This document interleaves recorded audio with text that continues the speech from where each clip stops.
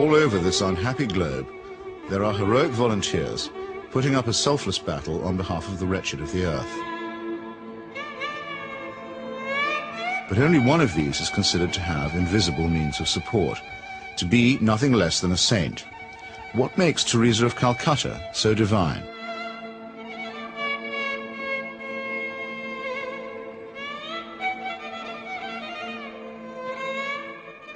Long before Mother Teresa's helicopter touched down at about 11:20 this morning, the crowds were gathering here at Knock.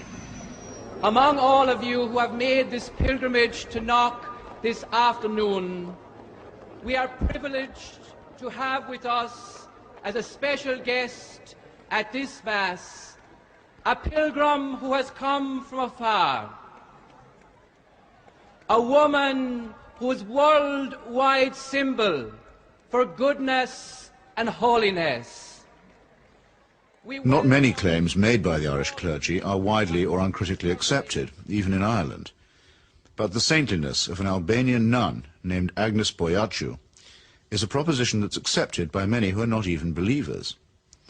Mother Teresa herself receives extravagant adulation as no more than her due. Of all the women in recent history, no one has captured the public imagination like Theresa of Calcutta. I'm not being facetious, and I'm certainly making no comparison when I say that no woman has made such an impact here since Our Lady herself appeared in 1879. So how did this auction of hyperbole and credulity get started? In that year of grace, 1969, the scrupulously neutral and objective British Broadcasting Corporation permitted that old fraud and mountebank Malcolm Muggeridge to pay a devotional visit to the Calcutta Shrine. Well, Theresa, after I met you in London, really the only thing I wanted to do is to come and see you in your work here. Now I've seen it. And of course it's a shining light. Himself arrogant, almost to the point of humility, Muggeridge became persuaded that he and his team had become the divinely appointed instruments of what he claimed was the first television miracle. During Something Beautiful from God, there was an episode where we were taken to a building that Mother Teresa called the House of the Dying, and Peter Schaefer, the director, said, well, it's very dark in here, do you think we can get anything? And we had just taken delivery at the BBC of some new film made by Kodak, which we hadn't had time to test before we left, so I said to Peter, well, let's have a go. So we shot it. And when we got back, several weeks later, a month or two later, we're sitting in the Rushes Theatre at Ealing Studios, and eventually up came the shots of the House of the Dying. And it was surprising. You could see every detail. And I said, that's amazing, that's extraordinary. And I was going to go on to say, 3 cheers for Kodak. I didn't get a chance to say that though, because Malcolm, sitting in the front row, spun round and said, it's divine light. It's Mother Teresa. You'll find that it's divine light, old boy. And 3 or 4 days later, I found I was being phoned by journalists from London newspapers who were saying things like, we hear you've just come back from India with Malcolm Muggeridge, and you were the witness of a miracle.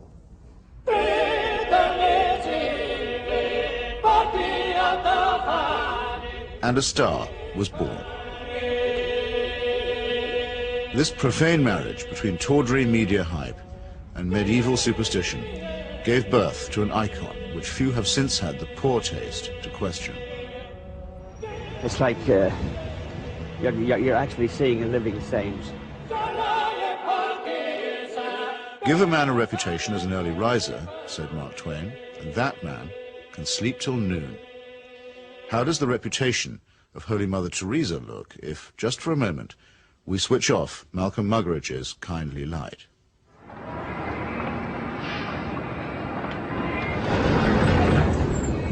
Mother Teresa is a Nobel Prize winner. She's a symbol. People in the West talk about her, so Indians adopt her at that level. The fact that what she does on the streets of Calcutta is really irrelevant to them. They couldn't care about it, and most of them don't even know. But Mother Teresa is the sort of figure you show to visitors. Mother Teresa's flagship institution is her home for the dying, a hospice which purportedly sweetens the last moments of otherwise destitute lives. My initial impression was of all the photographs and footage I've ever seen of Belsen and places like that, because all the patients had shaved heads. There are no chairs anywhere, there are just these stretcher beds, and they're like First World War stretcher beds. There's no garden, no yard even, no nothing. And I thought, what is this? This is 2 rooms with 50 to 60 men in one, 50 to 60 women in another. They're dying. They're not being given a great deal of medical care. They're not being given painkillers really beyond aspirin and maybe, if you're lucky, some Brufen or something for the sort of pain that goes with terminal cancer and the things that they were dying of. And I thought, what's the point? Right from the very beginning, I wanted to serve the poor purely for the love of God and to give them what the rich people get with money. I wanted to give to the poor for the love of God. They didn't have enough drips. The needles they used and reused over and over and over, and you would see some of the nuns rinsing needles under the cold water tap. And I asked one of them why she was doing it. And she said, well, to clean it. And I said, yes, but why are you not sterilizing it? Why are you not boiling water and sterilizing your needles? She says, there's no point. There's no time.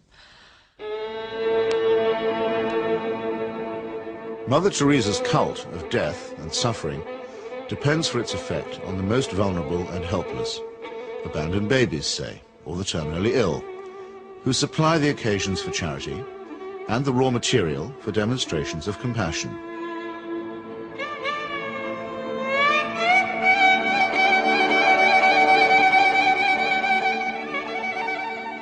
The first day I was there, when I'd finished working in the women's ward, I went and waited on the edge of the men's ward for my boyfriend, who was looking after a boy of 15 who was dying. And an American doctor told me that she had been trying to treat this boy and that he had a really relatively simple kidney complaint that had simply got worse and worse and worse because he hadn't had antibiotics, and he actually needed an operation.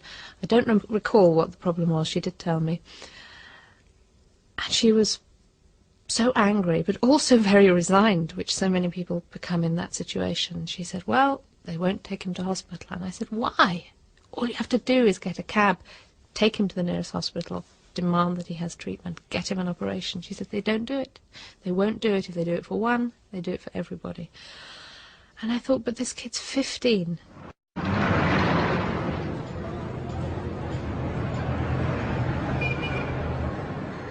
I ventured on my own pilgrimage to the Missionaries of Charity in Calcutta in early 1980. Who could fail to be touched by the work of the orphanage? Not I, though I did find myself a little put off by the mission's motto, he that loveth correction, loveth knowledge. Bit of a workhouse ring to that, perhaps. But it was Mother Teresa herself who completed the wreckage of the effect. As we stood by the tiny cots, she turned and said, this is how we fight abortion and contraception in Calcutta. Now, it might be argued that a campaign against family planning is low on the list of Calcutta's many pressing needs. But as a leading member of the Pope's fundamentalist tendency on matters of sex and procreation, Mother Teresa has made this single issue into her global crusade. The greatest destroyer of peace today is the cry of the innocent, unborn child. If a mother can murder her own child in her own womb, what is left for you and for me to kill each other? Tenderness about the unborn is an emotion that I share myself. But tenderness about the unborn also becomes an overtly political matter when it's preached by a presumable virgin who also campaigns against birth control. Let us promise Our Lady who loves Ireland so much that we will never allow in this country a single abortion.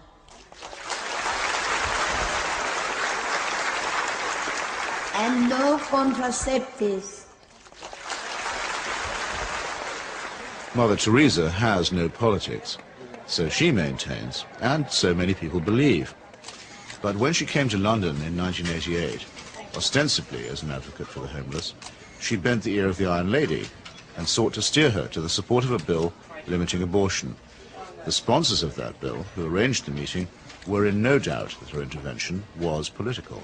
She's not a party political figure, but she's a political figure in the sense that, A, she is part of what may be called the Catholic agenda, the broader Christian right agenda, and the Catholic Church has been following what has generally been considered a hard-line approach under the present Pope.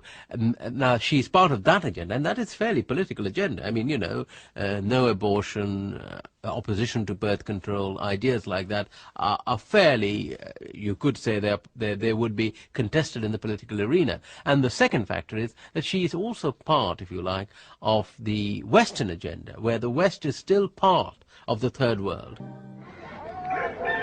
The rich world has a poor conscience. It wants, in fact it needs, to think that someone, somewhere, is doing something about the Third World. And the Mother Teresa myth ministers to this desire. Here is a Western woman who has forsaken her life, albeit whatever life she might have had in Albania, you know, for sacrifice herself for the people of the Third World. It makes the West feel better, you know. This is one of us again, once again rescuing the Third World. Raising the roof. Yes, raising the roof. He's got his rations. Yes, he's got it, he's cleaning it. And then pecho shop. In the subliminal appeal that she generates, there is something of the mission to the heathen, something of the old colonial outpost, and something of Florence Nightingale. While in the silent and abject demeanour of her patients, there is something of the deserving poor. The great white hope in this iconography takes on the big black hole. And the rewards are by no means all in heaven.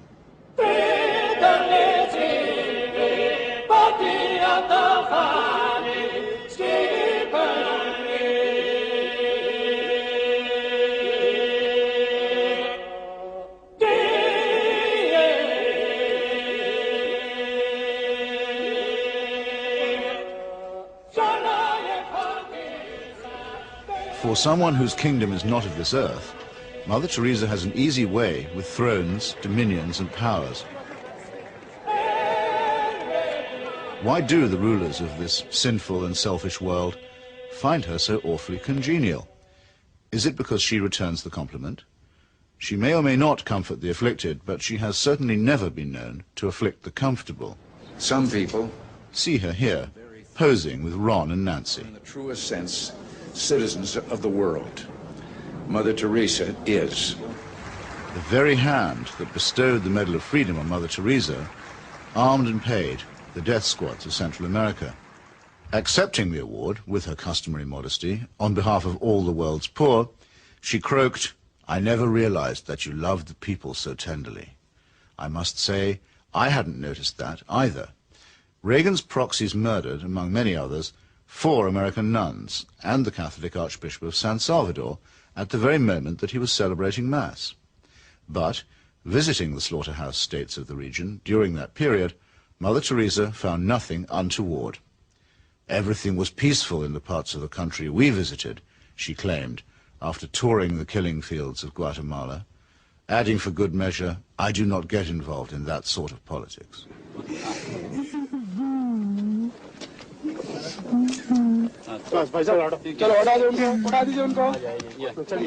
In 1984, a ghastly chemical spill from the Union Carbide plant in the Indian town of Bhopal took 2,500 lives and poisoned thousands more.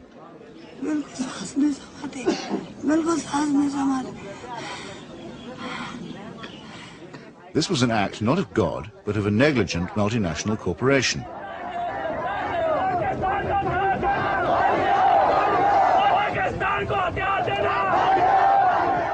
Mother Teresa's advice to the angry victims? Forgive. Forgive. What Mother Teresa has done is she has accepted implicitly the idea that there's nothing much you can do for the poor except take them off the streets and, look after them. You cannot change their attitudes. You cannot make them feel that they have an ability, they may even have the means to improve and change their lives. She's not bothered with that agenda. She's only bothered with the agenda of trying to rescue their souls and make them a bit better before they go on to the eternal life, which is a very understandable, but in fact a very old-fashioned Christian idea. It is not a question of saying, how can we tackle the real problems of poverty?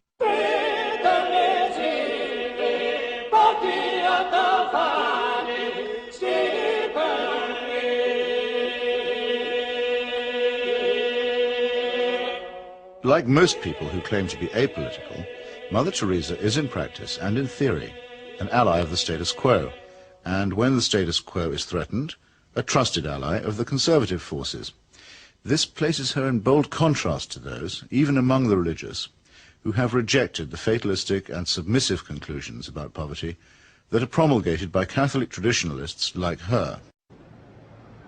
With our hands, with our life, with our love, we ask justice, we ask freedom, and we take justice, because the justice is not like a gift which they gave. No, liberty, freedom, they don't give that. We have to take that. And in fact, we go through the streets and we took our liberty, we took our freedom, asking for justice. The Roman Catholic hierarchy has never forgiven Father Aristide, the legally elected president of Haiti, whom it regards as a base heretic. For his efforts to chase the moneylenders from the temple, he was banished from his order and forbidden to serve Mass. To the very last, the Vatican was the only foreign power to recognize the military junta that misruled Haiti. And the ground for this, too, was prepared by Mother Teresa. In 1980, she visited the island and accepted the Haitian Legion of Honor Award from Baby Doc Duvalier. She found much to praise in his corrupt, dynastic regime, telling astonished reporters that she had, quote, never seen the poor people being so familiar with their head of state as they were with the Duvaliers. It was a beautiful lesson for me, she simpered. I've learned something from it. The Haitian people, indeed, could not wait to get close to the Duvaliers, who in their turn moved forever to the French Riviera.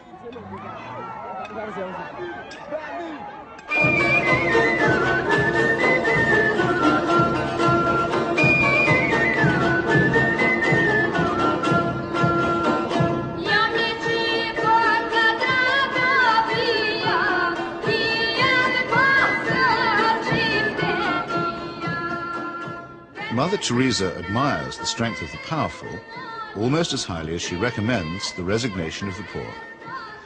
When she visited her motherland of Albania, she appeared to take seriously St. Paul's notorious assertion that the powers that be are ordained of God. The Albanian authorities had proclaimed the world's first officially atheist state.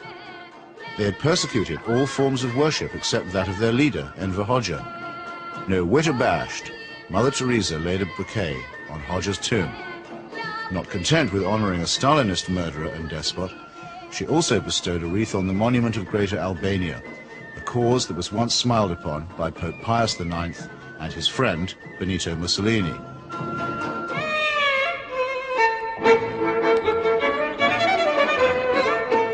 Albania is, for secular reasons, quite rich in orphans. So there was ample scope for an orphanage specialist to praise the institutions of the regime while keeping silent about its victims.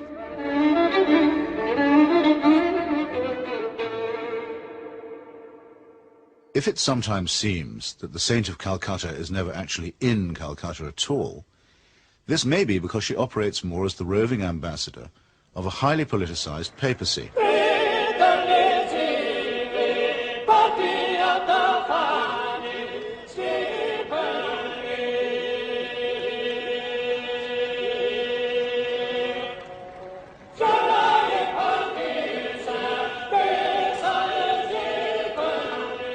Vatican foreign policy has taken her from the shores of Lebanon, where the Roman Catholic militia perpetrated the mass murder at the Sabra and Shatila camps, to Nicaragua, where the Cardinal was the patron of the Contras, to Armenia, where she helped Mother Church gain a foothold in the Soviet Union.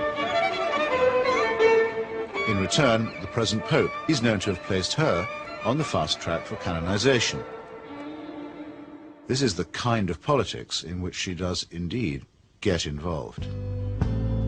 Sometimes when I think of Mother, I wonder if I've done just right. Though I'm many miles away, I can almost hear her say, "Where's my wandering boy tonight?" Robert Maxwell's genius for self-promotion made a nice fit with Mother Teresa's talent for fundraising.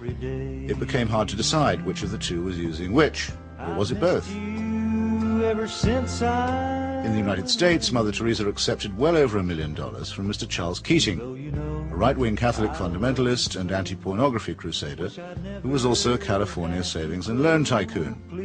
Mr. Keating's problem was that he was using other people's money. He's now behind bars after the greatest scandal in American financial history. But while he was flying high, Mother Teresa flew right along with him. She got the use of his private plane. He got a personalized Mother Teresa crucifix, which he used to store up treasure on earth. Let's get him out of here. Why should the missionaries of charity have such a special vocation for work among the rich? And does Mother Teresa pick frauds because they need her help more than the honest billionaires? It's not a question that she's ever answered, but then, in the prevailing atmosphere of piety and adoration, it's not a question that she's ever been asked.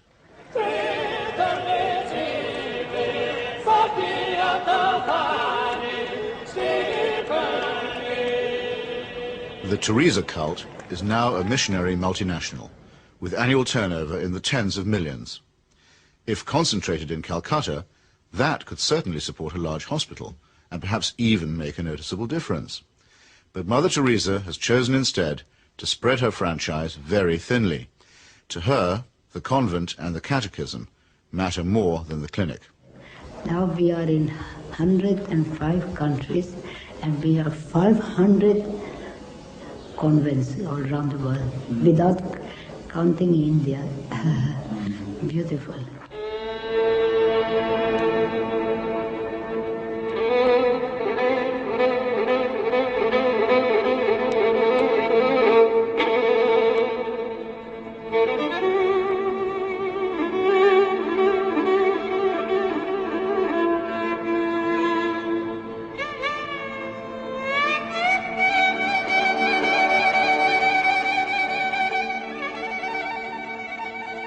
Modesty, simplicity, humility. By these canonical keywords, we are taught that we may recognize saints. Yet Mother Teresa regards herself as mandated by heaven, which is hardly modest. She lends spiritual solace to dictators and to wealthy exploiters, which is scarcely the essence of simplicity. And she preaches surrender and prostration to the poor, which a truly humble person would barely have the nerve to do. When she speaks about private or public morality, opposing family planning, for example, or defining abortion as quite literally the greatest threat to world peace, she takes on the grim and tedious tones of the zealot and the fanatic.